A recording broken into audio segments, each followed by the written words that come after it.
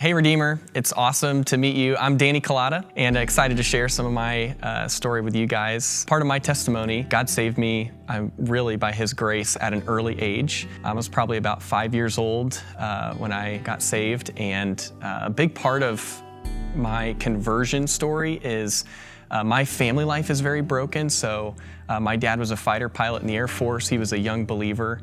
And we were going to church, kind of a family learning the faith, and then my mom got addicted to drugs, led to some pretty significant brokenness in my early life growing up. And but by God's grace, our church loved us really well in that time, and I think that was part of what God used to open my eyes to the reality of the gospel. Because of that, I got to grow up in the church. My dad probably wouldn't have raised us in the church had he not gotten saved not too long before some of that. And then I went to a Christian school, and really I think God was just using that time in my life growing up to help me understand what it means not just to believe that Jesus is real, but that every aspect of my life I have to follow Him. My plan was always to be a fighter pilot like my dad and play soccer as long as possible. I think because of the significance of the church in my family life, I really understood the church as the family of faith. And I think that grew a love for the local church in my life from an early age. And then God led me into pastoral ministry as my pastors were talking about that with me. Hi Redeemer, my name is Ari Kolota. So I was born and raised into a pastor's family. My dad was and is the pastor of our church. I got saved very, very young, always had an understanding of the gospel. I don't remember a time where I didn't understand the gospel clearly. I was kind of going through the motions, kind of through middle school, high school, got to college, and then after my freshman year of college, I did an internship at a church and met the lead pastor's wife there, and just was meeting with her and just really started understanding what the grace of God is, and just the understanding just the gospel in a new way of Jesus not only died for my sins, but He rose again, and just really focusing on that He rose for me. And that is when my life kind of did a 180, and just realized that I really have to spend just every minute focused on God, and just the gospel has to seep into every area of my life. We were both interns at Rock Point in 2017, and I had no relationship with Indiana or Rock Point. I was just going there to do a pastoral internship, just as part of wanting to train for pastoral ministry in the future. We just, over the course of the summer, were doing ministry together, serving, doing a lot of care for kids in different ministry areas. I think in that process, just really got to see that both of us love the local church. I was very conscious about, in wanting to go into pastoral ministry, whoever I marry, that needs to be a calling that we both share together. And I think that was really evident with Ari. Now we're married with 4 kids. Yep. Still in Crawfordville too. So we got married in May of 2020. So it was a hectic time. We had our daughter 1 year later. She is 4 years old, about to be 5. Her name is Lynette. And then we have 3 boys. Lionel, who's 3, Weston is 2, and Palmer is gonna turn 1 in a couple of weeks. Several years ago, I started just praying and processing with my lead pastor about what he sensed my giftings to be, and also just what kind of community I could see myself in long term. And not just because I like what the community has, but because they're the kind of people I could love for the long haul.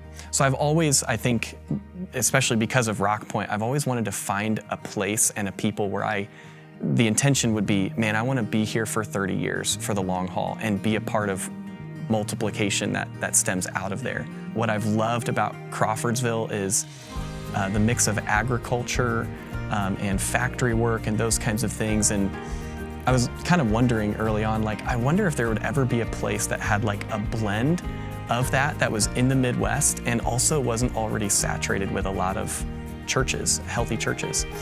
And really didn't have any idea that a place like that could ever exist. And then it was in talking to Brock and talking more about some of these things I was chewing on about the kind of place and people that we could love long term, that he brought up the idea of Columbus. And the more we started praying about it and asking God for clarity, it just seemed like, wow, this is a place that actually really has a need for healthy churches that have a vision to multiply healthy churches. And that really excited me because I think the way that we're kind of internally wired, and we're both just very Midwest people. I think that excites us to be in a community like that that also has opportunities for multiplication in southern Indiana too. If you're at all thinking through how could you be involved in this Columbus plant, I would definitely say what we need is a ton of prayer, seriously, because we have to be yielded to whatever God wants to do with this.